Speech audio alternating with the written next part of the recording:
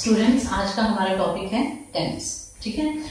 पर आज मैं आपके इसकी डिटेल में नहीं जाऊंगी, जस्ट इसका एक ब्रीफ इंट्रोडक्शन दूंगी ताकि हम जब नेक्स्ट टाइम 1 बाय 1 करेंगे तो आपको आइडेंटिफाई करना इजी हो जाए कि हम कौन सा टेंस कर रहे हैं और पहले से इसकी थोड़ी सी आपको प्रीवियस नॉलेज हो, ठीक है। तो first of all, what is tense? Tense होता क्या है?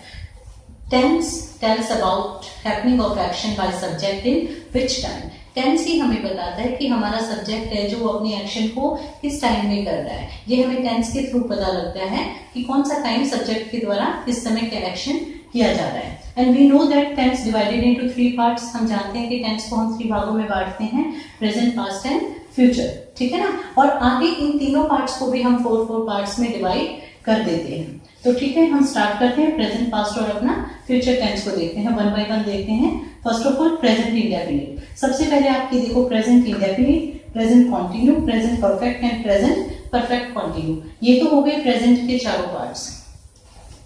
फर्स्ट टेंस हमारा प्रेजेंट इंडेफिनिट। प्रेजेंट इंडेफिनिट इस टेंस में जब हमें ऐसे सेंटेंस देखने को मिलते हैं जहां पर जो सब्जेक्ट है वो इस तरह के कार्य करता है, मान लो जैसे मैं कहती हूँ वह भागता है, बच्चे खेलते हैं, मम्मी खाना पकाती है। जिन सेंटेंस की एंडिंग ता है, ते है या ती है से हुई, ऐसे सेंटेंस में हम प्रेजेंट इंडेफिनिट टेंस को यूज करते हैं। इन सेंटेंस में हेल्पिंग वर्ब होती है यूज डज और डू, और मेन वर्ब यूज होती है आपकी फर्स्ट फॉर्म प्लस एस। पर ध्यान रहे, हेल्पिंग वर्ब आपकी एफर्मेटिव सेंटेंस में यूज नहीं होती, इनको हम इंटेरोगेटिव और नेगेटिव सेंटेंस में यूज करते हैं एज ए हेल्पिंग वर्ब, ठीक है। और फर्स्ट फॉर्म यहाँ पर यूज होती है प्लस एस। ये डिपेंड करता है हमारे पर्सन पर, और पर्सन का आपको मैंने प्रीवियस लेक्चर पहले दिया था, तो आप एक बार उसको देखें।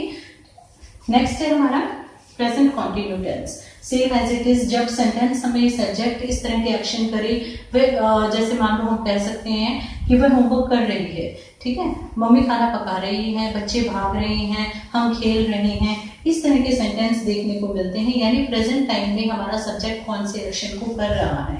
यहाँ पर as a helping verb is am are plus verb की fourth form is am are, same as it is. ये डिपेंड करेगा सब्जेक्ट के ऊपर कि कहाँ हमें इज यूज करना है, एम यूज करना है, आर यूज करना है। और जब हम 1 बाय 1 करेंगे, इनको डिटेल से करेंगे, तो मैं ये आपको एक बार फिर से रिवाइज करवाऊंगी, ठीक है। नेक्स्ट है हमारा present perfect tense. Present perfect tense it means, देखो एक बार पहले यहाँ देखो, चुका लिया है, मैं ये काम कर चुका हूँ, मैं ये काम कर चुकी हूँ, हम ये काम हमने कर लिया है, मैंने ये काम अपनी प्रैक्टिकल बना ली है। तो इस तरह के सेंटेंस, जब सब्जेक्ट सेंटेंस की एंडिंग इस टाइप से हो कि वो काम कंप्लीट हो चुका है but in the present time, अभी उसे ज्यादा देर नहीं हुई, खत्म हुए, थोड़े ही समय, यानी प्रेजेंट टाइम में वो काम अभी पूरा हुआ है। और यहाँ पर यूज होता है as a helping verb has, have plus main verb के रूप में third form of the verb. ध्यान रहे इस बात का, हेल्पिंग वर्ब हैज, हैव और मेन वर्ब आपकी थर्ड फॉर्म। प्रेजेंट का fourth part present perfect continue. क्या है ये? Present perfect continue. और हमारा इसमें देखो सेंटेंस की एंडिंग कैसे, सेंटेंस के साथ रहा है, रही है, ठीक है। अब देखा जाए तो ये वाला टेंस कहीं ना कहीं प्रेजेंट कॉन्टिन्यू के सिमिलर देखा जाता है, भाई सेम है, उसकी भी एंडिंग ऐसे ही रहा है, रही है, और इसमें भी, पर है इनमें डिफरेंट है। और उसका हमें पता कैसे लगता है, यहाँ पर प्रेजेंट परफेक्ट कॉन्टिन्यू को कैसे हम और बाकी टेंसों से अलग कर सकते हैं। यहाँ पर टाइम को दिखाने के लिए सिंस या फॉर का यूज किया जाता है, या तो पीरियड ऑफ टाइम या पॉइंट ऑफ टाइम, ठीक है, उनको अलग अलग हमें बताने के लिए सिंस या फॉर का यूज किया जाता है। As a helping verb has, have plus been and verb की फोर्थ फॉर्म, ठीक है। ये ध्यान रखना, has, have plus been plus since for यहाँ पर यूज होगा, जो मैंने यहाँ पर आपको मतलब डिस्क्राइब करने के अलग से बता दिया था। तो जब हम सेंटेंस करेंगे, has, have, been, since for plus verb की फोर्थ फॉर्म। नेक्स्ट है हमारा past tense. Past tense means, अब इसको थोड़ा ध्यान से देखें, ता, था, ता, थे, ता, थी। यहाँ पर एक चीज और हम ऐड कर लेते हैं, आ, ए एंड ई। अब जिन सेंटेंस की एंडिंग इस तरह से हो, वह गया, हम आए, मैंने पकाया, हमने किया, जिन सेंटेंस की एंडिंग आ ए ई मतलब उस सेंटेंस का हमें साउंड इस तरह की आए, वहां पर पास्ट इंडेफिनिट टेंस का यूज किया जाता है। और पास्ट इंडेफिनिट टेंस देखो यहाँ पर इसका एक और भी यूज है, था, था थी, ता थी। पर यहाँ पर आपको ध्यान रखने वाली ये बात है कि देखो एक मेन बात यहाँ पे देखो, एक होती है एक्शन वर्ब और एक होती है नॉन एक्शन वर्ब, ठीक है।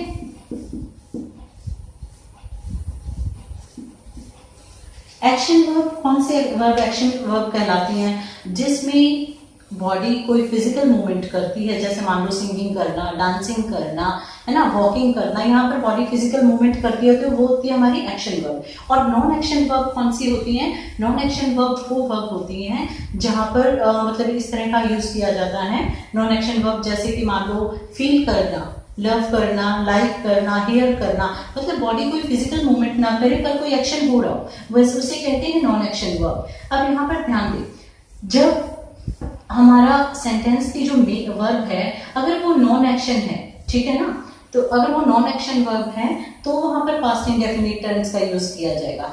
अदरवाइज अदर कंडीशन में हम कौन से टेंस का, फिर हम किसका यूज करेंगे? मैं आपको एज ए हिंट बता देती हूँ, वहां पर हम यूज करेंगे यूज टू और वुड का। अगर एक्शन वर्ब आ रही है पास्ट इंडेफिनिट में, फिर वहां पर यूज टू और वुड, और नॉन एक्शन वर्ब है तो किसका यूज किया जाएगा?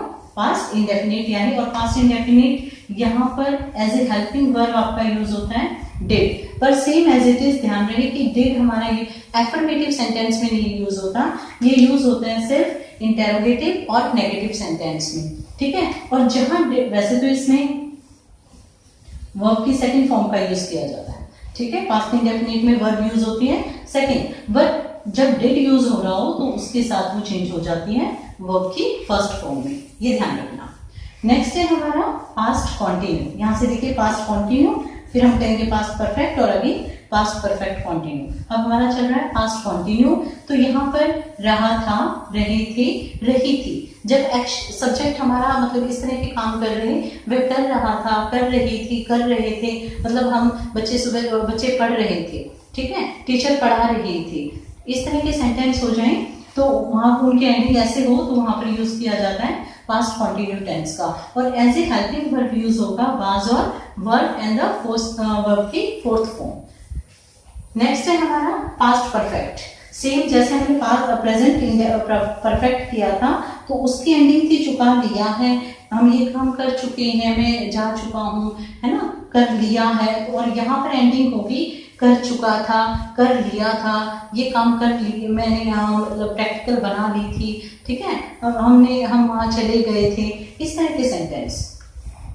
यहाँ पर अब यहाँ देखो कि यहाँ पर हमने हेल्पिंग वर्ब हैज और हैव यूज किया था, बट इस सेंटेंस में कोई भी पर्सन हो वहां पर हेल्पिंग वर्ब सिर्फ आपका हैड यूज होगा और उसके साथ वर्ब की थर्ड फॉर्म। नेक्स्ट है हमारा past perfect continue. Past perfect continue वही सेम एज इट इज, रहा था, रहे थे, रही थी, मतलब कोई काम सब्जेक्ट कब से कर रहा था। सेम यहाँ पर भी पीरियड और पॉइंट के लिए सिंस फॉर का यूज किया जाता है कि काम एक्शन हमारा चल तो रहा है पर वो कब से चल रहा है, इसको कौन डिस्क्राइब करता है? सिंस और फॉर। तो यही चीज इसको इस टेंस से अलग करती है। एज ए हेल्पिंग वर्ब यहाँ पर had been and the fourth form of the verb, ठीक है बच्चे, ध्यान रखना इस चीज का। ये तो जस्ट एक इंट्रोडक्शन है, ऐसा नहीं है कि आज हमने इसकी डिटेल कर ली, डिटेल से करेंगे तब आपको मैं एक एक को अच्छे से डिस्क्राइब करके बताऊंगी। नेक्स्ट है हमारा future indefinite. Future indefinite tense को देखो कि अब इसकी एंडिंग कैसे होती है?